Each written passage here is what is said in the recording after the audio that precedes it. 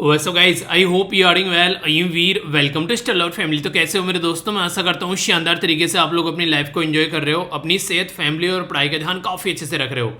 बहुत इंपॉर्टेंट और बड़ी ही शानदार बात यहाँ पर बोली गई है। बोला गया है अगर आप लोगों को डायमंड बनना है तो बोला गया है to be a diamond you should have a guts to bear cuts. यानी कि जैसे आप लोगों ने सुना होगा कि अगर आप लोगों को बेसिकली कि एक तरीके से सोना बनना है तो आप लोगों को भट्टी में जलना पड़ेगा। वही बात यहाँ पर बोली गई है कि ज़िंदगी में आप लोगों को तपना जरूर पड़ेगा अगर आप लोगों को कहीं अच्छी जगह पहुंचना है। और अगर आप लोगों को लगता है कि जो ज़िंदगी चल रही है बिल्कुल कंफर्टेबल जोन में, मज़े में, मन किया तो पढ़ लिए, नहीं मन किया तो नहीं पढ़े, मन किया तो आंसर राइटिंग कर ली, नहीं मन किया तो नहीं आंसर राइटिंग की, उससे कुछ नहीं होने वाला है ज़िंदगी में अचीव। अगर जैसे चल रही है वैसी बेसिकली चलती रहेगी, कोई भी एग्ज़ाम क्लियर नहीं होगा। तो उसके लिए आप लोगों को तपना पड़ेगा। जो तपता है वही फिर निखर कर निकलता है। तो आप लोग क्या उस तपने को लेकर तैयार हैं? क्या आप लोग अपनी ऐसी जिद बना सकते हैं कि हम लोग को तपना है?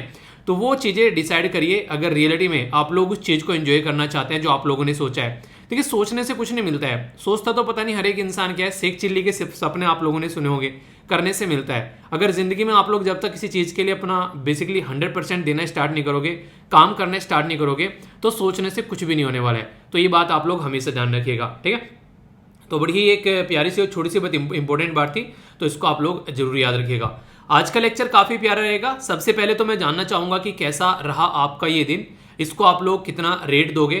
देखिए, कई सारे बच्चे रेगुलर यहाँ पर रेटिंग कर रहे हैं, ठीक है, कि हाँ आज का दिन ऐसा रहा सर। तो आप लोग देखिए, जो रेगुलर कर रहे हैं उनकी लाइफ में इंप्रूवमेंट जरूर देखने को मिलेगा अगर आप लोग रियलिटी में जेन्युइनली और वो भी सीरियस होकर ये काम कर रहे हैं। क्योंकि हर एक इंसान ना अपने दिन को जब चेक करता है तो पता चलता है उसको कि वो रियलिटी में क्या कर रहा है। पर लेकिन अगर आप लोग यहाँ पर उसको नहीं करते हैं तो फिर यहाँ पर ऐसा रहता है कि हाँ ठीक है, जो चल रहा है चलने दो, ठीक है, वो वाली चीज़ रहती है और दिन बदलते जाते हैं। तो उस टेंडेंसी में से आप लोगों को निकलना पड़ेगा अगर रियलिटी में आप लोग कुछ अचीव करना चाहते हैं तो, ठीक है। आगे बढ़ते हैं। इंपॉर्टेंट डे यहाँ पर देखेंगे, काफ़ी इंपॉर्टेंट है। यहाँ पर बात की जा रही है इंटरनेशनल फायर फाइटर्स डे। आप लोगों ने कई बार सुना होगा कई जगह आग लग जाती है, तो वहाँ पर कई सारे लोग जो होते हैं उस आग में कूद जाते हैं अपनी जान की परवाह किए। मूवी की बात नहीं कर रहा हूँ, रियल लाइफ की बातें कर रहा हूँ। अभी कुछ दिनों पहले साथ आई थिंक गुजरात में एक बिल्डिंग में आग लगी थी। देखा नहीं वहाँ पर किस तरीके से लोग जो है ऊपर से बिल्डिंग से कूद रहे थे। पर लेकिन वहाँ पर भी कुछ ऐसे इंसिडेंट निकल कर आए, कई सारे लोग जो हैं अपनी जान की परवाह किए बगैर वहाँ पर उनकी हेल्प करने के लिए पहुंचे। तो इस तरीके से जो यहाँ पर ये लोग हेल्प करने के लिए आते हैं, तो यहाँ पर एक तो हो गया नॉर्मल इंसान कर रहा है, एक ही ट्रेंड लोग अगर कहीं पर आग लग जाए तो इस तरीके से हेल्प करते हैं। तो एक तरीके से उनको हम लोग को रिकग्नाइज करना चाहिए। और कई सारे लोगों की जान भी चली जाती है ये इस तरीके की जो एक्टिविटी में पार्टिसिपेट करते हुए। तो यहाँ पर एक तरीके से दूसरी बात यहाँ पर ये भी है, आप लोगों ने देखा होगा कुछ दिनों पहले अमेजन के फॉरेस्ट में, उसके बाद में कुछ दिनों बाद ऑस्ट्रेलिया में आग लगी, बहुत सारे जीव जंतु की जान गई। तो वो भी यहाँ पर काफ़ी खतरनाक रहता है। तो इसके ऊपर भी हम लोग को ध्यान रखना पड़ेगा कि कम्युनिटी और इन्वायरमेंट दोनों को जो नुकसान पहुंचता है उसको कैसे हम लोग रोक सकते हैं, तो उसके बारे में आप लोगों को यहाँ पर देखना पड़ेगा। तो इंपॉर्टेंट है यहाँ पर अगर बात करें, खासकर गर्मियों में काफ़ी ज़्यादा आग लगती है। आसपास में खेतों में आप लोगों ने देखा हो कई सारे लोग खेतों में आग लग जाती है। अभी मैं आप लोगों से हीट वेव के बारे में डिस्कस कर रहा था, तो उस टाइम पर एक एसएलवी फैमिली मेंबर के द्वारा लिखा गया कि सर अभी रिसेंटली गांव में आप लोगों ने देखा होगा जो गोबर के उपले होते हैं और उनको इस तरीके का एक शेप बनाकर उसके अंदर बेसिकली उसके अंदर फिक्स कर देते हैं, ठीक है, और बाहर फिर गोबर उसके ऊपर बेसिकली चिपका देते हैं, ठीक है। तो ये आप लोगों ने नॉर्मली देखा होगा। हमारी साइड में बेसिकली इसको बिटोड़ा बोला जाता है, आप लोगों की साइड में पता नहीं क्या बोलते होंगे। तो यहाँ पर एक पूरा ऐसा रहता है, इसमें कई बार लोगों की आग लगा दी जाती है, लग जाती है। ऐसे ही खेतों में आप लोगों ने देखा होगा, ऐसे ही जंगलों में देखा होगा, तो कई बार लगती है और कई बार लोग चिड़न से लगा देते हैं। तो ये कई सारी सिचुएशन देखने को मिलती है। फायर की अगर बात करें, हॉस्पिटल में बड़ी फ्रीक्वेंटली लग जाती है, जब यहाँ पर आप लोगों ने देखा होगा खासकर इमरजेंसी वार्ड में। ऐसा क्यों होता है? क्योंकि ऑक्सीजन काफी हाई लेवल पर रहती है, तो जरा सा शॉर्ट सर्किट भी वहां पर आग में तब्दील हो जाता है। तो इसलिए वहां पर काफी ज्यादा सेफ्टी और सिक्योरिटी रखने की जरूरत होती है। तो एक लापरवाही जो है पूरी बेसिकली चीजें बर्बाद करके चली जाती है। तो इसके बारे में यहाँ पर ये कुछ बातें थी, ठीक है। आप लोग बताइए कोई ऐसा इंसिडेंट अगर आप लोगों ने देखा होगा जहां पर खेतों में आग लग गई या फिर आसपास में गई। तो इस तरीके के इंसिडेंट हर एक इंसान की लाइफ में कभी ना कभी जरूर देखे होंगे आप लोगों ने, ठीक है। आगे चलते हैं। यहाँ पर भाई साहब ये डे काफ़ी इंपॉर्टेंट हो जाता है आपकी बार, क्योंकि कोयले की जितनी खपत अभी हो रही है और कोयले की जितनी कमी देखने को मिल रही है, उसके चलते बहुत ही ज़्यादा यहाँ पर रिक्वायरमेंट अभी कोयले की पड़ रही है। और कोयला जो है वो रेगुलर न्यूज़ में भी है। और कोयले को ही दूर करने के लिए हम लोगों ने 2070 तक का बोला था कि कार्बन एमिशन हम लोग कम करेंगे। तो सारी जो चीज़ें चल रही हैं यहाँ पर ये कोयले के इर्द गिर्द घूम रही हैं। तो इसके बारे में आप लोग आइडिया रख सकते हैं। अभी बात करते हैं कि 4 मई को यहाँ पर ये डे सेलिब्रेट किया जाता है। कोयला माइनिंग जो है बोला जा रहा है कि टफेस्ट प्रोफेशन है। जो इंसान कोयले की माइनिंग में जाता है, यानी कि जमीन में जाकर कोयला निकाल कर लाता है, और वही कोयला फिर यहाँ पर बेसिकली यूज़ किया जाता है बिजली बनाने के लिए। उसी बिजली से हम लोग अपने बल्ब जलाते हैं, अपने मोबाइल रिचार्ज करते हैं, अपनी एसी चलाते हैं, अपने कूलर पंखा चलाते हैं, टीवी, जो भी सारी चीज़ चलती हैं ये उसी बिजली से चलती है। तो सोचो जब आप लोग वो बिजली बर्बाद कर रहे होते हो तो उस टाइम थोड़ा सा सोचा करो कि किसी न किसी इंसान ने वो कोयला वहां पर निकाला होगा अपनी जान को जख्म में डालकर, तो इसलिए इसको बिल्कुल भी बर्बाद नहीं करना है। तो ये बात आप लोग जरूर याद रखिएगा, क्योंकि यहाँ पर हर कोई इंसान जो है वो वहां पर अपनी जान की बाजी लगा रहा होता है बस ओनली पेट पूजा करने के लिए, अपने परिवार का पेट पालने के लिए। तो इसके बारे में आप लोगों को ध्यान रखना काफी ज्यादा जरूरी है। इसी के साथ में जब यहाँ पर कोयले के बारे में बात की जा रही है तो आप लोग जाकर यहाँ पर सर्च करिएगा बेसिकली एसएलवीपीडिया पर, ठीक है। तो आप लोगों को यहाँ पर कोयले के बारे में, एक मिनट, कोयले के बारे में आप लोगों को यहाँ पर कुछ फैक्ट्स और फिगर देखने को मिल जाएगी, ठीक है। जिस तरीके से कोयले के बारे में बात करें तो जीएस पेपर 3 में आप लोगों का टॉपिक है मिनरल्स एंड एनर्जी रिसोर्सेज, तो उसके साथ में आप लोग यहाँ पर कनेक्ट कर सकते हैं। तो कोयले के बारे में जो भी यहाँ पर बातें हैं वो सारी मैंने प्रोवाइड करा दी है। सबसे ज्यादा कोयला दुनिया में कहाँ पर पाया जाता है? पहले नंबर पर चाइना, फिर यूएसए, फिर ऑस्ट्रेलिया, फिर इंडोनेशिया और फिर इंडिया।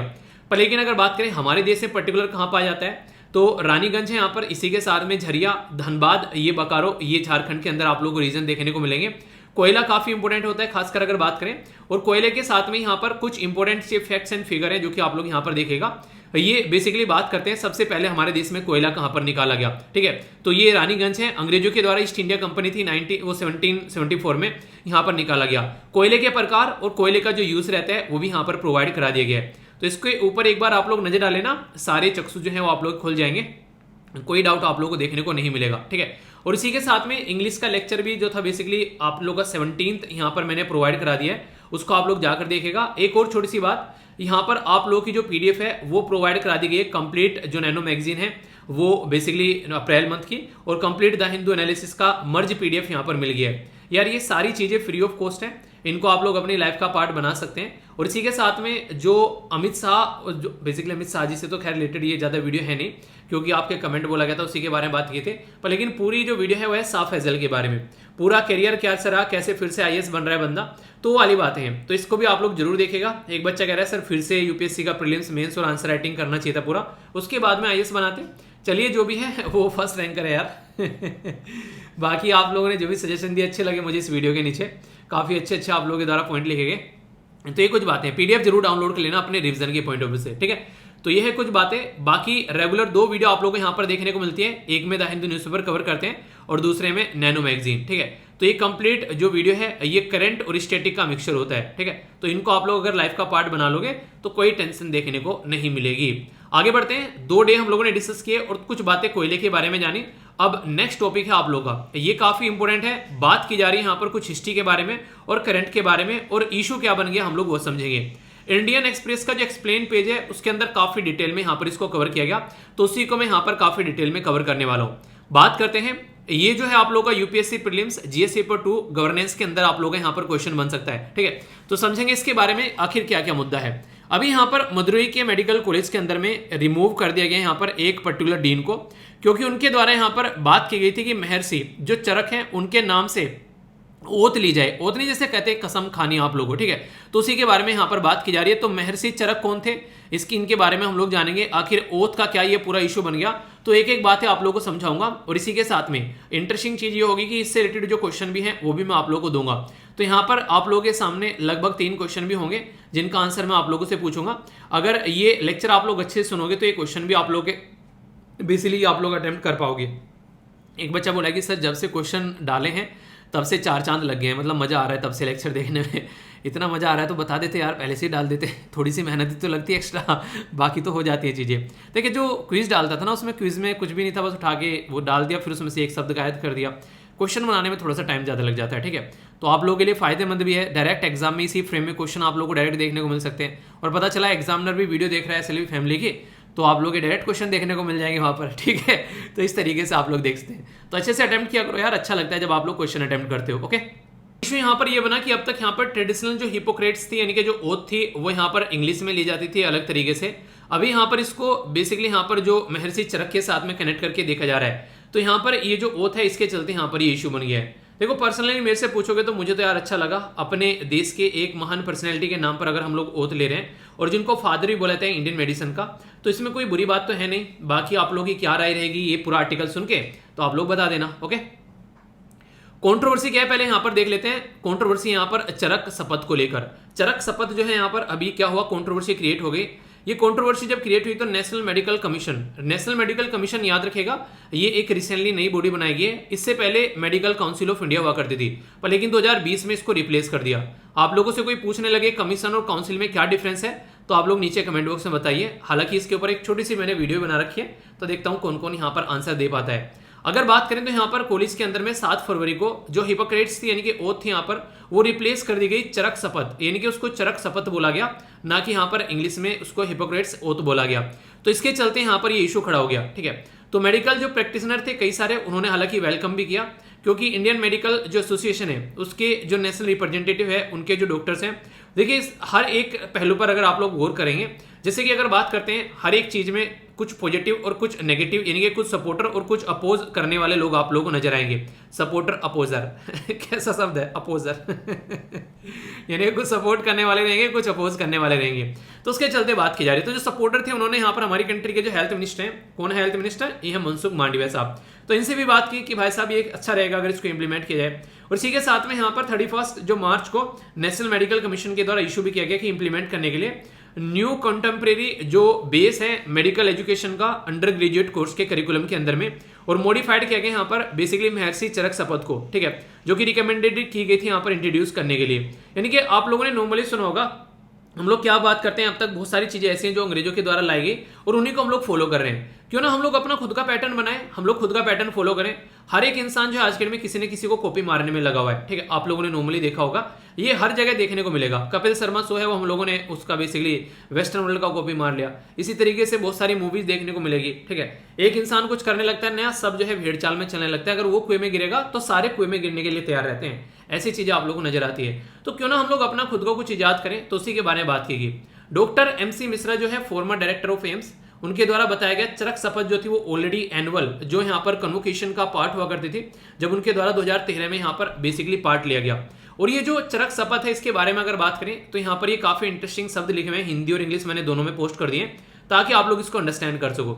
यहाँ पर बेसिकली ये बोला गया जैसे कि एक टीचर होने के नाते, ठीक है, मैं हमेशा ये सोचता हूँ, मतलब अगर मेरे से कोई पूछे कि बच्चों के लिए क्या सोचते हैं, तो मैं हमेशा ये सोचता हूँ, खासकर जब भी मेरे माइंड में रहता है कि मेरे से पढ़े हुए सारे बच्चे जो हैं वो जिस भी पोजीशन पर जाना चाहते हैं लाइफ में उस पोजीशन पर पहुंच जाएं। यानी कि उस तरह की फीलिंग आती है कि हाँ आप लोगों को अपनी जो बेसिकली उन्हें कहते हैं कि जो भी आप लोगों को अपनी एक इच्छा है जिंदगी में बनने की, वो इच्छा जो है वो आप लोग बेसिकली अचीव करें। तो हर एक स्टूडेंट जो इसलिए फैमिली का है जो मेरे साथ में कनेक्ट है, तो हमेशा मैं उनके गुड फ्यूचर की एक तरीके से भावनाएं रखता हूँ कि मैंने कहा अच्छी जगह पर पहुंचे। और हमेशा जब दिन स्टार्ट होता है तो उस टाइम पर भी कुछ ना कुछ ऐसी फीलिंग रहती है दिन में, अपने दिमाग के अंदर में, दिल के अंदर में, कि हाँ अच्छा पढ़ाया जाए ताकि हर एक बच्चा जो है वो अपनी लाइफ में अपनी जो गोल को अचीव करे। तो उसी के चलते यहाँ पर बोला गया है कि स्वयं के लिए नहीं, किसी सांसारिक भौतिक इच्छा के लिए नहीं, किसी लाभ की पूर्ति के लिए नहीं, बल्कि केवल पीड़ित मानवता की भलाई के लिए मैं अपने रोगी का इलाज करूंगा और अच्छा प्रदर्शन करूंगा। तो ये बातें यहां पर बोली गई। यानी कि एक डॉक्टर को क्या ओथ लेनी चाहिए, ये बिल्कुल ऐसे है जैसे आप लोगों ने सुना होगा कई बार, हर एक पर्सनैलिटी जो है अगर किसी पोजीशन पर जाता है तो उसकी जिंदगी में कुछ ना कुछ ओथ काइंड ऑफ सिचुएशन रहती है कि हाँ ऐसी चीजें आप लोग करनी है। यानी कि अपने लिए नहीं, बेसिकली देखिए अगर आज के डेट में आप लोग, अगर यहाँ पर कोई डॉक्टर है वो दिल से इलाज करेगा तो यार उसका जो बेसिकली जो काम करने का तरीका है, उसका जो एक तरीके से जो एक प्रोफेशन है, उसमें उसको एक तरीके से भरमार अपॉर्चुनिटी मिलेगी, पैसा कमाने की कोई दिक्कत ही नहीं है। पर लेकिन अगर वो पैसे पर ध्यान नहीं देकर अपने काम पर ध्यान दे, देखिए पैसा तो आता ही आता है। अब सचिन तेंदुलकर ने पैसे कमाने पर ध्यान थोड़ी नहीं दिया था, बंदे ने क्रिकेट खेला। अब रोनाल्डो क्रिकेट खेल रहा है, अब इलोन मस्क जो है पैसे कमाने पर थोड़ी ना ध्यान दे रहा है, बंदा अपना काम कर रहा है, पैसा भरमार आ रहा है। तो अगर आप लोग अपने काम के लिए डेडिकेटेड रहोगे तो पैसा कभी भी कम नहीं पड़ेगा जिंदगी में। इस बात की आप लोग हमेशा एक तरीके से लिख कर लगो चाहे इस चीज को कहीं पर आप लोग, मैं आप लोग गारंटी देता हूं, अगर आप लोग अपने काम से प्यार करोगे तो पैसे की आप लोग कभी कमी नहीं होगी। जैसी जिंदगी आप लोग जीना चाहते हैं वैसी जिंदगी आप लोग जी पाओगे। तो यहाँ पर यही एक ओथ दी जाती है यहाँ पर जब डॉक्टर होते हैं, ताकि वो पैसे पर फोकस न करें। तो इसके चलते यहाँ पर ये पूरा एक इशू निकल कर आ रहा है। अभी यहाँ पर बात करें अगर हिपोक्रेट्स और इसी के साथ में यहाँ पर जो चरक है, दोनों में अगर आप लोग कंपेयर करें यहाँ पर, तो आप लोग कुछ डिफरेंस देखने को मिलेगा जो कि आप लोगों को पता भी होना चाहिए। जैसे सबसे इंपॉर्टेंट जो पॉइंट है यहाँ पर आप लोगों से पूछा जा सकता है, फादर ऑफ इंडियन मेडिसिन कौन है या फिर फादर ऑफ वेस्टर्न मेडिसिन कौन है। यानी कि जो आज के में हम लोग फॉलो करते हैं, हम लोग फॉलो करते हैं बेसिकली हेलोपैथिक जो सिस्टम है यहाँ पर वो वेस्टर्न वर्ल्ड से निकाल कर लेकर आया गया है। पर लेकिन हमारी कंट्री का क्या है, आप लोगों ने नॉर्मली देखा होगा योगा हो गया, ठीक है, ये सारी चीजें आयुर्वेदा योगा ये सारी चीजें आप लोगों को देखने को मिलेगी। या फिर मिस्टिसिज्म यानी कि रहस्यवाद, आप लोगों ने नॉर्मली कई बार आप लोगों ने सुना होगा, जादू टोना करके एक तरीके से वो सारी चीजें भी आती हैं। तो ये हमारे सिस्टम में पहले से फॉलो किया जाता है। पर लेकिन वेस्टर्न वर्ल्ड जो है वो हर चीज के प्रूफ के ऊपर फोकस करता है, तो उसको वेस्टर्न मेडिसिन यहाँ पर बोलते हैं। और यहाँ पर बेसिकली यहाँ पर ये जो बेसिकली जाने जाते हैं इसके फादर वो यहाँ पर हिपोक्रेट्स, ठीक है। 14th और 15th सेंचुरी बीसी के टाइम पर अगर आप लोग यहाँ पर बात करते हैं तो इनका टाइम था। यहाँ पर देखिए एग्जैक्टली तो हम लोग नहीं बता पाते, पर लेकिन जो यहाँ पर एम्परर कनिष्क थे फर्स्ट सेंचुरी में, यहाँ पर उनके टाइम से यहाँ पर इनको कनेक्ट करके देखा जाता है। ये एक ग्रीक फिजिशियन थे यहाँ पर, चरक जो थे यहाँ पर अगर बात करें इनके द्वारा कंपोज किया गया चरक संहिता। तो चरक संहिता के बारे में आप लोगों से अभी बात की जाएगी। ये एक तरीके से काफी इंपॉर्टेंट बुक है हमारी कंट्री में मेडिसिन के फील्ड में अगर बात करें। इसके बारे में मैं कुछ बेसिक बातें आप लोगों को बताने जा रहा हूं, जहां से ऑलरेडी एग्जाम में भी क्वेश्चन कई बार आप लोगों से पूछे जाते हैं। चरक संहिता जो है यहाँ पर इंसाइक्लोपीडिया, जैसे विकीपीडिया हो गया, एसएलवीपीडिया हो गया, इसी तरीके से इंसाइक्लोपीडिया है इंडियन मेडिसिन सिस्टम का। तो वो क्या है, वो है चरक संहिता, ठीक है। तो ये याद रखिएगा चरक संहिता के बारे में अगर कोई आप लोगों से पूछ ले। इसके अंदर क्या क्या मेंशन किया गया, इसके अंदर कई सारी जैसे कि बुखार हो गया, ठीक है, इसी के साथ में लेप्रोसी हो गया, हिस्टेरिया यानी कि मिर्गी के दौरे आना, ट्यूबरकुलोसिस, ये कुछ ऐसी टाइप ऑफ बीमारी है जो वहां पर ऑलरेडी इसके अंदर मेंशन है, यानी कि इनके इलाज के बारे में वहां पर बात की जाती है। नेम कई सारे प्लांट्स और कई सारे हर्ब्स, यानी कि कई सारी ऐसी देसी दवाइयों के नाम आप लोगों को यहाँ पर देखने को मिल जाएंगे, जिनका इस्तेमाल कर कर हम लोग बेसिकली सॉल्यूशन निकाल सकते हैं। यानी कि यहाँ पर एक अच्छा तरीका है कि आप लोग अगर इसके बारे में बातें करें तो आयुर्वेदा को यूज करने की यहाँ पर बातें की जाती हैं, तो ये आप लोगों को यहाँ पर देखने को मिलेगा। इसी के साथ में जो फिजिशियन है एवरीडे, ठीक है, तो उनके लिए भी यहाँ पर बात की जाती है, उनके लिए भी पर्टिकुलर एक यहाँ पर इनके द्वारा एक ओथ टाइप में यहाँ पर एम्फेसिस की गई। ओथ क्या, बेसिकली प्रेयर बोलूंगा मैं एक तरीके से इसको, तो प्रेयर है यहाँ पर एक तरीके से, यानी कि जैसे मैंने आप लोगों को बोला था ना, वो तक बोला यार कि साथ ही चिकित्सकों द्वारा प्रतिदिन बिस्तर पर से उठकर सभी प्राणियों के कल्याण के लिए प्रार्थना करने पर जोर दिया जाता है। जैसे मैं बोलता हूँ ना, सुबह को उठता हूँ तो मैं हमेशा जब भी तो ऐसा लगता है कि जो भी सारे स्टूडेंट्स हैं और जो भी पढ़ने आते हैं, जो भी मेरे से पढ़ते हैं, वो सब अच्छी जगह पहुंचे, अपनी जिंदगी में वो हेल्दी रहें, सारे अपनी हेल्थ का ध्यान रखें, उनकी हेल्थ जो अच्छी रहे, उनका परिवार जो है खुश रहे। तो कुछ ऐसे शब्द मतलब मैं अपने थॉट में लेकर आता हूँ मॉर्निंग में जब उठता हूँ काम करने के लिए। एक तरीके से ना आप लोगों के लिए लेक्चर बनाना होता है, तो उससे पहले जब मैं उठता हूँ मॉर्निंग में, तो मैं क्यों उठ रहा हूँ, तो वो चीजें मेरे दिमाग में आती है कि मैं क्यों उठ रहा हूँ, क्योंकि मुझे लेक्चर बनाना है, ठीक है। और लेक्चर बनाना है तो वो लेक्चर क्यों बनाया जा रहा है, ताकि आप लोग जो है जिंदगी में अपने सही पोजीशन में पहुंच जाएं, अपने परिवार का ध्यान रखें, अपना ध्यान रखें। तो डॉक्टर को भी इसी तरीके से बेसिकली करना होता है कि जब वो बिस्तर से उठता है तो वो यहाँ पर इस चीज को बेसिकली देखे कि हाँ कैसे उसके जो मरीज हैं उनका ध्यान रखा जाए और उनकी जिंदगी किस तरीके से सुखी रहे, और उसके में वो अपना प्रॉफिट ना देखे कुछ भी। प्रॉफिट तो जो भी होगा मिलता रहेगा बाद में, पर लेकिन उसमें फोकस उसका अपने काम पर रहना चाहिए। तो ये ओथ है एक तरीके से, ठीक है। ये हालांकि जब मैंने पढ़ाना स्टार्ट किया और फर्स्ट टाइम मुझे इसके बारे में पता चला कि डॉक्टर कुछ इस तरीके से बातें करते हैं, इस तरीके की कुछ ओत रहती है, तो तब मुझे लगा कि मैंने कहा यार टीचर की भी कुछ ना कुछ होनी चाहिए, तो मैंने अपनी छोटी सी खुद से बना ली थी, ठीक है। मतलब ऐसा नहीं कि एक तरीके से बिल्कुल एक फिक्स है, पर हाँ ये रहता है थोड़ा सा कि हाँ जो भी पढ़ता है वो खुश रहे, वो वाली चीजें बस एक तरीके से, ठीक है। आप लोग भी अपनी जिंदगी बना सकते हैं कि आप लोग क्या चाहते हैं कि जिंदगी में जिस पोजीशन पर आप लोग पहुंचे, किसी ने किसी का भला करें, ठीक है, अपनी लाइफ से किसी ने किसी को इंस्पायर करें, अपनी जिंदगी में जो भी काम करें वो किसी ने किसी के फायदे के लिए रहे, वहां पर आप लोगों का खुद का उसमें कोई फायदा न छिपाओ, क्योंकि अगर खुद के बारे में सोच के इंसान काम करेगा तो कभी भी ढंग से काम नहीं कर पाएगा, उसमें हमेशा अपना लाभ ढूंढता रहेगा। पर लेकिन अगर वो काम करेगा बिल्कुल एक शांत मन से, तो फिर उसमें अपना मन नहीं ढूंढ, उसमें अपना फायदा नहीं ढूंढेगा और फायदा इनडायरेक्ट वे में अपने आप हो जाएगा, ऐसा आप लोग बोल सकते हैं, ठीक है। इसी के साथ में बात करते हैं यहाँ पर जो चरक के बारे में यहाँ पर, तो यहाँ पर उनके द्वारा ह्यूमन बॉडी के अंदर बोला गया था 360 बोन्स है, यानी कि हड्डियां जो है वो 360 है, पर मॉडर्न साइंस में लगभग 200 या फिर आप लोगों ने सुना होगा 216 के करीब हड्डियां हैं। तो यहाँ पर ये माना जाता है कि उनके द्वारा इतनी हड्डियां क्यों बताई गई, क्योंकि उनके द्वारा अलग अलग तरीके से, जैसे दांत है उनको अलग अलग से तरीके से गिन लिया, जॉइंट को गिन लिया, कार्टिलेज यानी कि जो नरम हड्डियां होती हैं उनको इनके द्वारा अलग अलग तरीके से गिना गया। तो इनके द्वारा यहाँ पर काफी कुछ ऐसी चीजें थी जिनको यहाँ पर काउंट किया गया। देखिए उस टाइम पर भी ना हमारे देश में ऐसे ऐसे लोग हुआ करते थे जिनके पास में ना कोई गूगल था ना कोई यूट्यूब था, उसके टाइम पर भी आज के टाइम में वो ऐसी पोजीशन पर बैठ गए थे जाकर। तो इसलिए इच्छा शक्ति इंसान की जो होती है वो सबसे पावरफुल टूल है, सबसे पावरफुल हथियार है। जिस इंसान की इच्छा शक्ति जो है वो अप टू द मार्क है, उस इंसान का कोई कुछ बिगाड़ नहीं सकता इस धरती पर। तो आप लोग अपनी इच्छा शक्ति को सुदृढ़ करें तो आप लोग हर एक टारगेट को अचीव करते हुए नजर आएंगे। इसी के साथ में बात करें यहाँ पर एक और इंपॉर्टेंट बात आप लोगों को बताऊंगा। यहाँ पर बात की जा रही है बेसिकली सुश्रुता संहिता के बारे में। तो यहाँ पर ये सुश्रुता जो संहिता है यहाँ पर इसके ऑथर है सुश्रुता। सुश्रुता जो थे इनको फादर ऑफ सर्जरी बोला जाता है। तो याद रखिएगा, फादर ऑफ मेडिसिन के बारे में बात करें इंडिया के बारे में तो यह है फादर ऑफ इंडियन मेडिसिन, तो है चरक, ठीक है। और पर लेकिन यहां पर अगर बात की जाए इसके बारे में, सर्जरी के बारे में, तो यह सुश्रुता, ठीक है। तो यहां पर आप लोगों को कंफ्यूजन नहीं रखना चाहिए। इनके द्वारा बेसिकली जैसे कि एक तरीके से नहीं, जिसे एक तरीके से स्टोन डिजीज हो गया, ठीक है, मोतियाबिंद हो गया, यानी कि एक तरीके से कैटरेक्ट, ठीक है। तो ये बीमारी जो है इनके बारे में बात की गई है और इसी तरीके की 121 के करीब यहाँ पर सर्जरी के बारे में मेंशन किया गया है, ठीक है। ट्रीटमेंट किया जा सकता है कई सारी बीमारी का, उसी के साथ में सफाई और क्लीन, अच्छी डाइट यानी कि एक बैलेंस डाइट और क्लीनिनेस के बारे में इनके द्वारा बातें की गई है। और कुछ ऐसे हथियार यहाँ पर, हथियार क्या बोला जाए, बेसिकली इनको एक तरीके से इंस्ट्रूमेंट आप लोग बोल सकते हैं, जो यूज किए जाते थे यहाँ पर। ऐसा नहीं है कि अभी सर्जरी आप लोगों को देखने को मिल रही है, पुराने टाइम पर भी सर्जरी जो है वो हुआ करती थी, ऐसा यहाँ पर आप लोग बोल सकते हैं। तो आज जो मॉडर्न सिस्टम हम लोग फॉलो कर रहे हैं, ये तो आज हम लोगों ने फॉलो करना स्टार्ट किया है, इससे पहले भी यहाँ पर चीजें हुआ करती थी, ऐसा आप लोग यहाँ पर बोल सकते हैं। तो ये कुछ बेसिक चीजें हैं जिसके बारे में आप लोग याद रखिएगा, ठीक है। इसी के साथ में मैं आप लोगों से बात करूंगा नेशनल मेडिकल कमीशन के बारे में। तो इससे पहले 2020 तक मेडिकल काउंसिल ऑफ इंडिया हुआ करता था। कमीशन और काउंसिल में डिफरेंस क्या है? वो ये डिफरेंस है कि कमीशन जो होता है वो एक अपॉइंटेड बॉडी होता है और गवर्नमेंट के अंगूठे के नीचे काम करता है, पर लेकिन जो काउंसिल होती है उसमें इलेक्टेड मेंबर आप लोगों को देखने को मिलेंगे और इलेक्टेड मेंबर जो है वो इंडिपेंडेंट यानी कि ऑटोनोमस तरीके से काम करते हैं। तो ये आप लोगों को देखने को मिलेगा। ये स्टैब्लिश किया गया नेशनल मेडिकल कमीशन एक्ट 2019 से, और इसी के साथ में जो ऑब्जेक्टिव था वो था यहाँ पर मेडिकल एजुकेशन और मेडिकल प्रोफेशन इन इंडिया को किस तरीके से हम लोग ढंग से लेकर चल सकते हैं।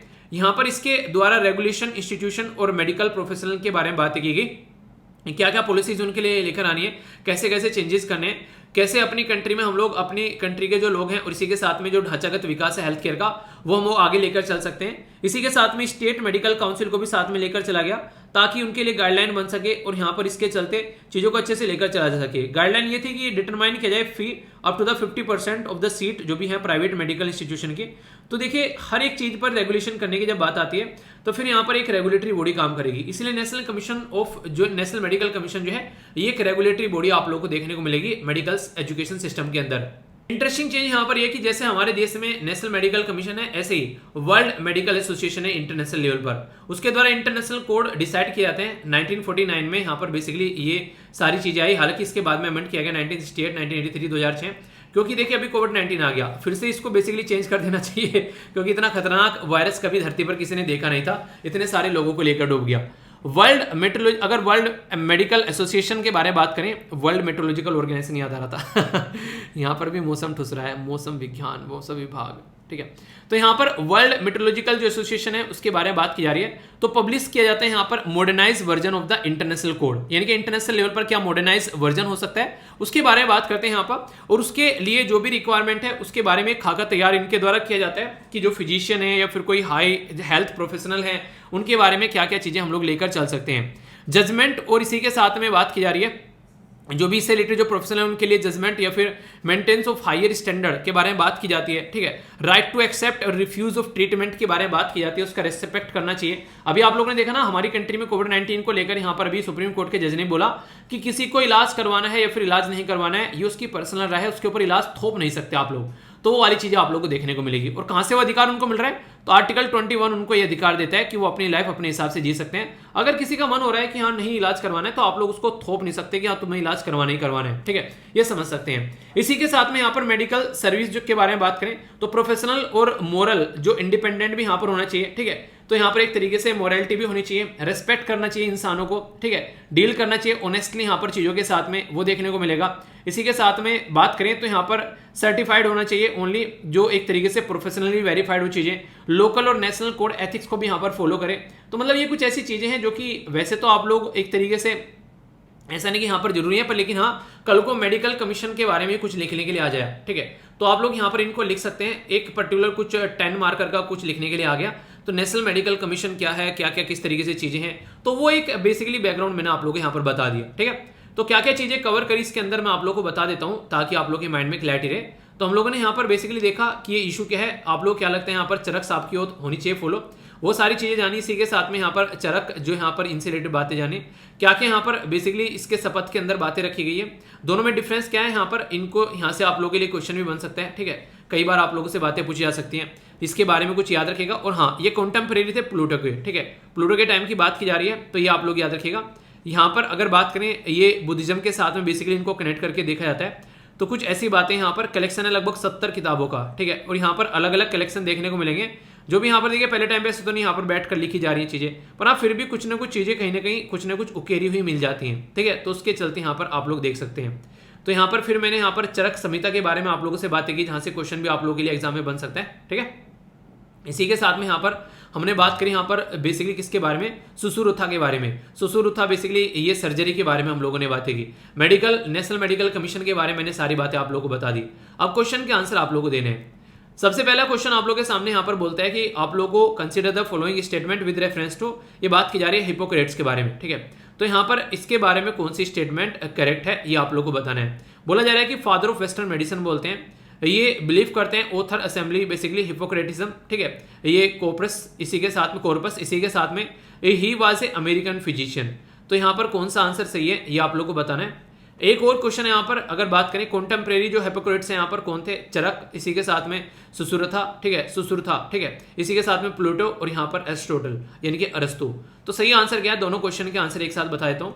पहले का आंसर ये देखने को मिलेगा, यानी कि थर्ड जो है वो गलत है यहाँ पर, ठीक है, क्योंकि वो ग्रीक थे ना कि अमेरिकन, ठीक है। बाकी दूसरे में आंसर आप लोगों को सी देखने को मिलेगा, क्योंकि प्लूटो के कंटेम्परेरी थे यहाँ पर वो। तो ऐसे क्वेश्चन आप लोगों से बन जाते हैं, ओके। आगे बात करते हैं चरक के बारे में, तो फादर ऑफ इंडियन मेडिसिन बोलते हैं। अगर बात करें एक्सपर्ट के हिसाब से तो फिजिशियन जो थे इनके बारे में, तो यहाँ पर बात की जा रही है कनिष्क जो कि इन 3rd सेंचुरी एडी में थे, उनके कोड में यहाँ पर माना जाता है। तो कौन सी स्टेटमेंट यहाँ पर अबव जो है वो इनकरेक्ट है, ठीक है। तो इनकरेक्ट पूछा गया है, ये ध्यान से देखेंगे। यहाँ पर पहली वाली तो मैंने बता दी अभी सही है, दूसरे वाली यहाँ पर आप लोगों को इनकरेक्ट देखने को मिलेगी, ठीक है।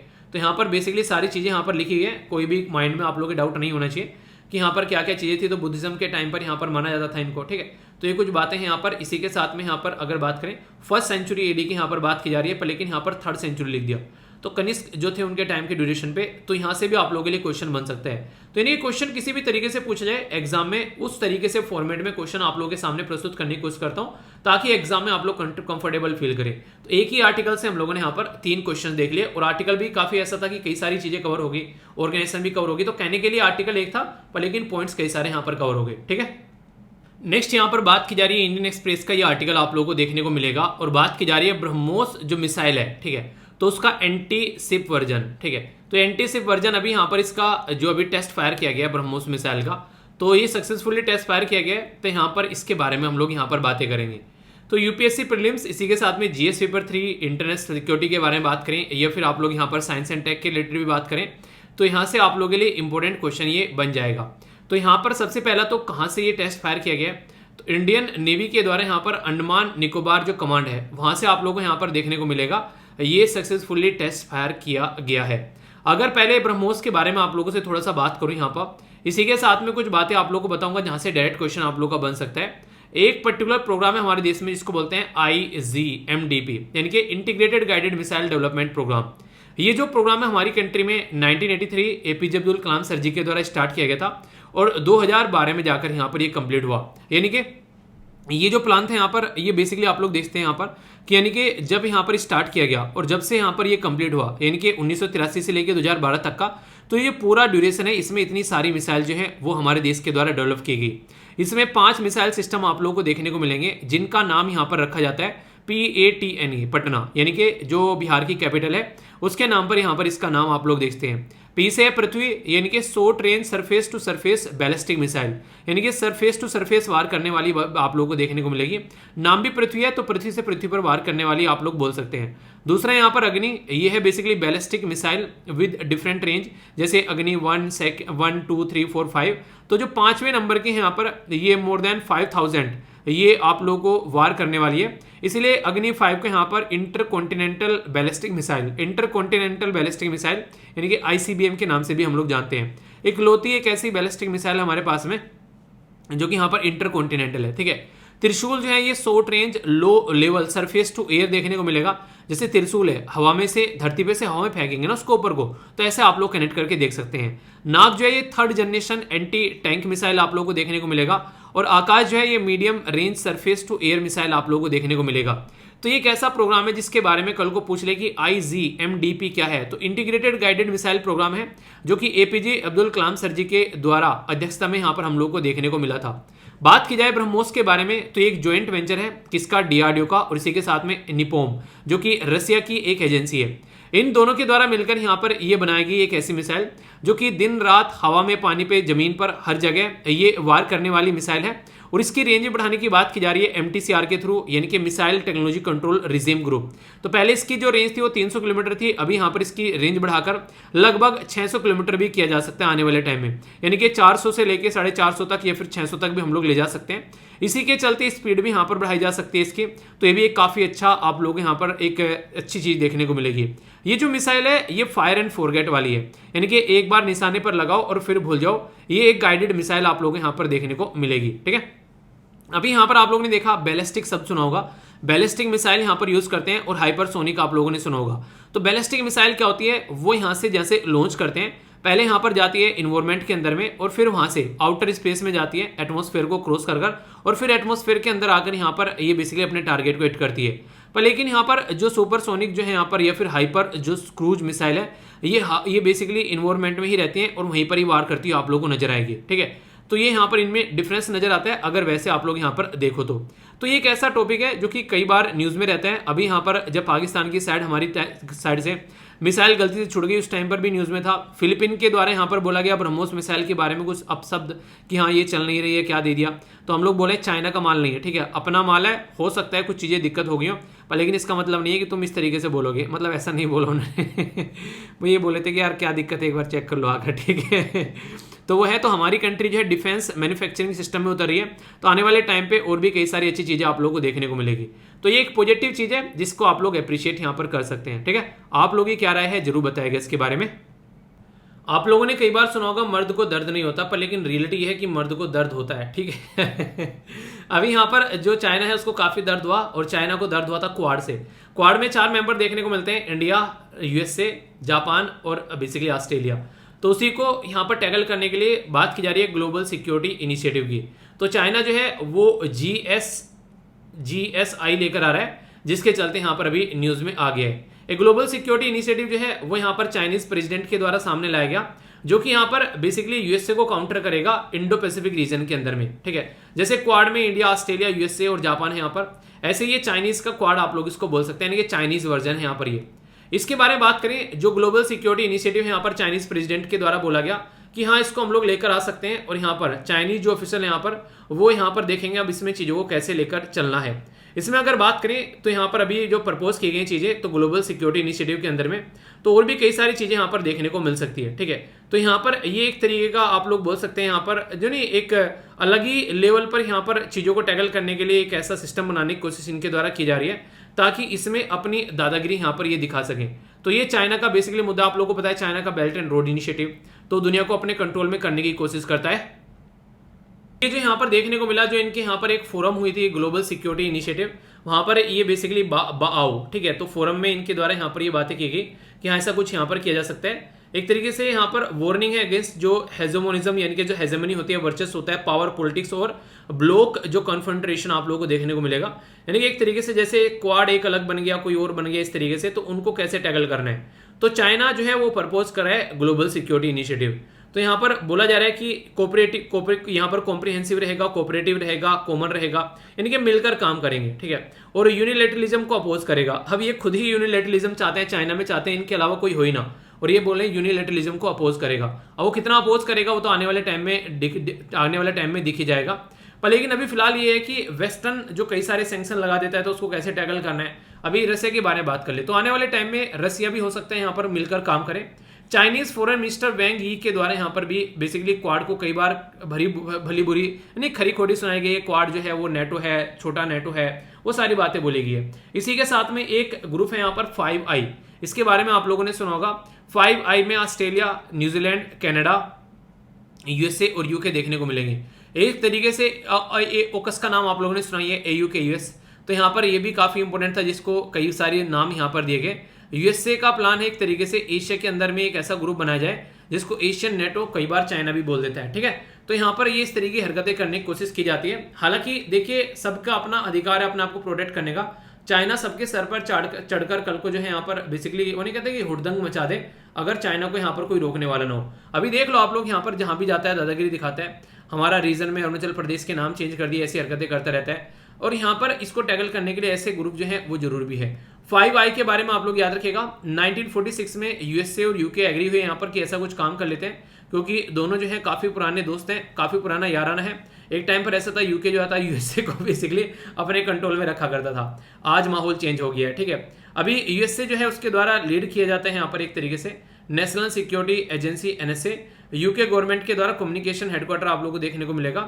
कोल्ड वॉर के टाइम पर कई सारी चीजें थी यहाँ पर, तो 1948 में ऑस्ट्रेलिया और न्यूजीलैंड भी इसके अंदर ऐड हो गए यहाँ पर। ठीक है, तो यहाँ पर आज की डेट में अगर बात करें तो एक पूरा ग्रुप आप लोग यहाँ पर देखने को मिलेगा, जिसके बारे में आप लोग यहाँ पर समझ सकते हैं। ठीक है, तो ये पूरा है। कनाडा भी आप लोग यहाँ पर देखने को मिलेगा, कनाडा, यूएसए, ऑस्ट्रेलिया, ये न्यूजीलैंड, ठीक है, और यूके। तो 5 कंट्री है, इनका सिक्योरिटी अलायंस है, यानी कि एक दूसरे के साथ में यहाँ पर ये एक नहीं अच्छी खासी बातें शेयर करेंगे। कोई भी दिक्कत देखने को मिले तो मिलकर काम करेंगे, तो यार आ जाना अगर कल को कोई दिक्कत हो, तो वो वाला माहौल आप लोगों को यहाँ पर देखने को मिलेगा। तो क्वाड मैंने आप लोगों को यहाँ पर बता ही दिया, ये काफी इंपॉर्टेंट ग्रुप आप लोगों को यहाँ पर देखने को मिल रहा है। और एक हो गया यहाँ पर 5i, और यहाँ पर एक नया अभी जो ग्रुप आने जा रहा है, ये हो जाएगा अभी आप लोगों को यहाँ पर एक ग्लोबल सिक्योरिटी इनिशिएटिव। ठीक है, तो देखते हैं क्या क्या चीजें निकल कर आती हैं। जो आ रहा है उसके बारे में आप लोग ध्यान रखते रहिए और अपनी पढ़ाई आप लोग करते रहिए। ओके, आइए क्वेश्चन है, क्वेश्चन का आंसर दीजिए आप लोग यहाँ पर, देखता हूँ कौन से आंसर देते हैं। बात की जा रही है 5i कंट्री में कौन कौन है यहाँ पर, यूएसए, जापान, कनाडा, ऑस्ट्रेलिया या फिर यूके।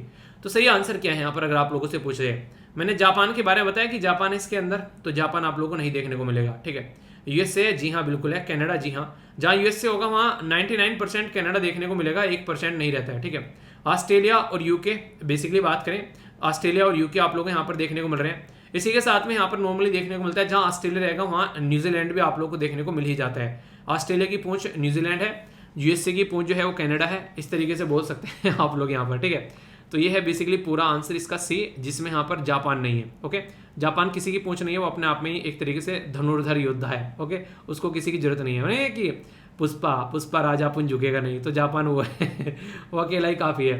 ठीक है, सबको धूल चटाने के लिए। तो इसके बारे में बेसिक इन्फॉर्मेशन है, आप लोग याद रख सकते हैं। ओके, आगे चलते हैं। यहाँ पर 2 स्लोथ जो है, स्लोथ बियर यहाँ पर अभी रेस्क्यू किए गए। कहाँ पर, ये है बोकारो यहाँ पर बेसिकली पर्टिकुलर एरिया है, जहां से मेनका गांधी जी के इंटरवेंशन के बाद में यहाँ पर देखने को मिला है। आखिर कौन पकड़कर इनको ले जा रहा था उसके बारे में बातें करूंगा। तो यहाँ पर ये न्यूज़ बन गई यहाँ पर, क्योंकि जब पॉलिटिकल जो पर्टिकुलर पर्सन जो है वो भी इंटरफेयर कर देता है तो एक अलग इशू बन जाता है। सबसे पहले तो यहाँ पर ये कि इनको पकड़ के रखा क्यों था। देखिए बेसिक क्या रहता है, हमारी कंट्री में आप लोग कई सारे मदारी देखने को मिलते होंगे, उन्हीं बंदरों का डांस दिखाते हैं, वही मदारियों के बारे में बात कर रहा हूँ। तो इस तरीके से जो मदारी हैं वो अपना गेम दिखाते हैं, वो सारी चीज़ें आप लोगों के सामने निकल कर आती है। तो यहाँ पर भी वैसे मदारी का गेम दिखाना ऐसे ही, आज के डेट में मदारी नहीं रह गया अकेले, भालुओं को भी यहाँ पर यूज किया जाता है कई बार। तो जो मदारीज हैं यहाँ पर, ये basically people for the animal, ये एक ऑर्गेनाइजेशन है, याद रखिएगा, ये जानवरों के बारे में ध्यान रखती है। और यहाँ पर ये मेनका गांधी जी के द्वारा चलाई जाने वाली ऑर्गेनाइजेशन है, जो कि जानवरों को प्रोटेक्ट करने का काम करती है। अगर मदारीज के बारे में बात करें यहाँ पर, तो मदारीज के बारे में आप लोग यहाँ पर याद रखते हैं, ये बेसिकली यूज करते हैं यहाँ पर एनिमल्स को जंगल से पकड़कर, और गलियों में अपना एक तरीके से गलियों में अपना बेसिकली वो प्रोग्राम दिखाते हैं और वहाँ पर लोगों से पैसे कमाते हैं, अपना रोजी रोटी चलाते हैं। तो वो वाला चक्कर था यहाँ पर, जो इनको ये मदारी पकड़कर घूम रहे थे। मेनका गांधी जी को ये चीजें पसंद नहीं आई और उन्होंने यहाँ पर बेसिकली इनको छुड़ाया। ठीक है, तो उसकी वजह से यहाँ पर ये न्यूज में आ गया। तो स्लोथ बियर जो है, इसके बारे में कुछ बातें आप लोगों को पता होनी चाहिए। साइंटिफिक नेम जो है इसका, ये है मेलुरस ओरसिनस। ठीक है, तो यहाँ पर मेलुरस ओरसिनस जो है इसका साइंटिफिक नेम आप लोगों को देखने को मिलेगा।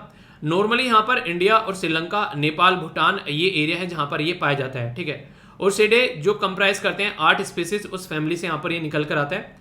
और सबसे इंटरेस्टिंग चीज़ है, ये बेसिकली नहीं शहद खाने वाला इंसान है। ठीक है, यानी कि इंसान के जानवर है। ठीक है, हनी बियर इसको बोला जाता है शहद खाने की वजह से। ठीक है, इसी के साथ में स्लोथ बियर जो है, ये डू नॉट हिबरनेट। हिबरनेट का मतलब क्या रहता है, जैसे मान लीजिए आप लोगों ने नॉर्मली सुना होगा कि गर्मियों में आप लोगों को सांप, छिपकली, चींटी, मक्खियाँ ये नहीं देखने को मिलती है। क्यों? क्योंकि अपना खाना इकट्ठा करती है और हिबरनेशन में चली जाती है। मतलब ये रहता है कि एक तरीके से नहीं बोलते आप लोग कई बार कि अंडरग्राउंड हो जाए यार, दिक्कत है, तब तक यहाँ पर अंडरग्राउंड चला जा, तो वही दिक्कत देखने को मिलती है। अंडरग्राउंड खाने पीने का जुगाड़ किया और अंडरग्राउंड हो गए, निकल कर नहीं आ रहे जब तक कि काम कंप्लीट ना हो जाए। तो ये आप लोगों को हिबरनेट वाली पोजीशन देखने को मिलेगी। तो प्रोटेक्शन यहाँ पर इनके बारे में बात करें तो आयुष्यन में वनरेबल में रखा गया है, international union of conservation for nature CITES के अंदर अपेंडिक्स 1 में रखा गया है, और वाइल्ड लाइफ प्रोटेक्शन एक्ट के शेड्यूल फर्स्ट में रखा गया है। शेड्यूल फर्स्ट में जो है सबसे टाइट वाली प्रोटेक्शन मिलती है, बाकी और भी शेड्यूल है यहाँ पर अगर बात की जाए तो, ठीक है। और इसमें अलग अलग तरीके से प्रोटेक्शन, आप लोगों को याद होगा वाइल्ड लाइफ प्रोटेक्शन एक्ट वाला एक आर्टिकल मैंने डिस्कस किया था। तो अलग अलग शेड्यूल में अलग अलग चीजें बताई जाती हैं, पर लेकिन यहाँ पर शेड्यूल फर्स्ट आप लोग कम से कम जरूर याद रखिएगा, ठीक है। ये भी एक ऐसा टॉपिक है जहां से कई बार एग्जाम में क्वेश्चन बन जाता है। अगर इसके बारे में आप लोगों से बात की जाए तो यहाँ से आप लोग देखते हैं क्वेश्चन ऑलरेडी एग्जाम में आप लोगों से पूछा गया है। बात की जा रही है which of the following group of animal belong to the category of endangered species. एक ऐसा ही क्वेश्चन मैंने आप लोगों से डिस्कस किया था, आई थिंक 2016 में भी पूछा गया। तो कई सारी इंडेंजर्ड स्पीसीज जो न्यूज में रहती है उनके बारे में ऐसा क्वेश्चन पूछ लिया जाता है, जैसे ग्रेट इंडियन बस्टर्ड। इसकी तो कहानी आप लोगों को पता ही है, वैसे भी इसकी कहानी खराब हो रखी है, ठीक है। तो अगर ये दे रखा है तो आप लोग यहाँ पर एक तरीके से बोल सकते हैं कि हाँ आंसर हो सकता है, ठीक है। मुस्क यहाँ पर डियर हो गया, रेड पांडा हो गया, एशियाटिक जो वाइल्ड है, कभी सुना है इसके बारे में? तो इसका मतलब कहीं ना कहीं कमी होगी, ठीक है। चीतल इसके साथ में, ब्लू इसके साथ में बात की जा रही है, ये है ब्लू बुल, ठीक है। ये ग्रेट इंडियन बस्टर्ड हो गया, काश्मीरी स्टैग हो गया, ठीक है। स्नो लेपर्ड हो गया, स्वैम्प डियर हो गया, इसी के साथ में रेसिस मंकी हो गया, इसके साथ रसियन के क्रेन हो गया, लॉन्ग टेल मकाओ हो गया, इसके साथ में ब्लू बुल, ठीक है। ये हो गया यहाँ पर, इसी के साथ में ये है यहाँ पर हनुमान लंगूर, इसी के साथ में चितल। तो सही आंसर है यहाँ पर बेसिकली ये। कुछ नाम आप लोगों को यहाँ पर दे रखे हैं स्पीसीज और करंट, उनका करंट स्टेटस क्या है, एक बार इनको आप लोग चेक कर लीजिए। कई बार क्वेश्चन बन जाता है तो डाउट नहीं होना चाहिए, अगर डाउट होगा तो फिर दिक्कतें रहेंगी, तो माइंड में से डाउट क्लियर करना है, ठीक है। बेसिक चीजें हैं बेसिकली, ओके। आगे चलते हैं यहाँ पर। हालांकि ये न्यूज जो है आगे भी न्यूज में आप लोग को देखने को मिलेगी। ये न्यूज निकल कर आ रही है अभी यहाँ पर, इंडिजिनस एयरक्राफ्ट जो विक्रांत है वो हमारी कंट्री में कोच्चिन शिपयार्ड लिमिटेड के द्वारा बिल्ड किया जा रहा है, और बोला जा रहा है कि अगस्त के महीने में इस साल तक यहाँ पर नेवी को सौंप दिया जाएगा। तो एक अच्छी बात आप लोग यहाँ पर देखने को मिलेगी। तो इसके बारे में याद रखते हैं, ये काफ़ी एक अच्छा प्रोसीजर हमारे देश में चल रहा है। लगभग 600 टन ये आप लोगों को गैलेंट्री क्रेन कैपेबल आप लोगों को देखने को मिलेगा। इसी के साथ में इसमें काफ़ी लार्ज स्केल पर अगर बात करें वेसल, तो यहाँ पर एयरक्राफ्ट कैरियर भी आप लोगों को नजर आएंगे, कई सारे LNG वेसल आप लोगों को देखने को मिलेंगे, इंटरनेशनल शिप रिपेयर फैसिलिटी देखने को मिलेगी, यानी कि पूरा गांव बसेगा इसके ऊपर अगर बात की जाए, ऐसा आप लोग यहाँ पर देख सकते हैं, ठीक है। 14 डेक्स है यहाँ पर, लेंथ जो है 262 मीटर, यानी कि अगर बात करें जो 100 मीटर का शॉट मार के आओ तो लगभग 250 मीटर आप लोग यहाँ पर देख सकते हैं, और 62 मीटर तो ये चौड़ा है। इससे एक अंदाजा लगा सकते हैं कि कितना चौड़ा होगा। यहाँ पर वेट जो है इसका ये 40,000 टन, तो यहाँ से आप लोग इसका वेट देख सकते हैं। तो यहाँ पर बेसिकली कोच्चिन शिपयार्ड लिमिटेड जो है यहाँ पर ये इसको मेंटेन करने वाली और बिल्ड करने वाली यहाँ पर ऑर्गेनाइजेशन है, जो कि केरला के अंदर में है, ठीक है। ये जो है बेसिकली गवर्नमेंट ऑफ इंडिया के द्वारा 1972 में बनाई गई थी ये कंपनी, और ये बेसिकली बहुत ही शानदार तरीके से काम करती है। तो कल को चलकर अगर ये हमारे पास में आ जाता है तो बहुत ज़्यादा फायदा यहाँ पर देखने को मिलेगा, ठीक है। अगर बात करें स्पीड के बारे में तो टॉप स्पीड है 28 नॉट, और यहाँ पर क्रूजिंग स्पीड जो है वो 18 देखने को मिलेगा। इसी के साथ में यहाँ पर और भी बहुत सारी चीज़ें हैं, दुनिया भर के वेपन यहाँ पर आप लोग रख सकते हैं, क्या क्या चीज़ें आप लोग इसको यूज़ कर सकते हैं। तो कल को आने वाले टाइम में यानी किसी के साथ में लड़ाई हो रही है तो यहाँ पर एक काफ़ी खतरनाक हथियार यहाँ पर माना जाता है। इसकी हाइट भी लगभग 59 यानी कि लगभग 60 मीटर, यानी कि 60 मीटर ऊंचा और 60 मीटर चौड़ा लगभग आप लोगों को देखने को मिलेगा। तो इसलिए बोलते हैं कि समुद्र के अंदर में एक चलता फिरता गाँव आप लोगों को यहाँ पर नजर आ जाएगा। तो बनाना आसान नहीं है, पर लेकिन हमारे देश में भी अगर इस लेवल पर हम लोग काम कर रहे हैं तो देखो यार अप्रिशिएट करने वाली बात तो है कि हाँ इस लेवल पर हम लोग काम कर रहे हैं। तो उसी के बारे में यहाँ पर बात की जा रही है, तो इसके बारे में आप लोग आइडिया रख सकते हैं कल को अगर पूछा जाए। हालांकि आगे भी ये न्यूज़ में आएगा जैसा मैंने अभी आप लोगों को बताया, क्योंकि आगे भी न्यूज़ में आना ही बनता है, क्योंकि फिर जब इसको लॉन्च किया जाएगा तो तब फिर से इसके बारे में बातें बनेगी, तो फिर से इसके बारे में कई सारी और नई नई बातें जो हैं वो आप लोग को जानने को मिलेगी, ठीक है। यहाँ से एक इंपॉर्टेंट न्यूज़ आप लोगों के लिए बन सकती है, और इस तरह के क्वेश्चन नॉर्मली आप लोगों से पूछे भी जाते हैं जल्दी।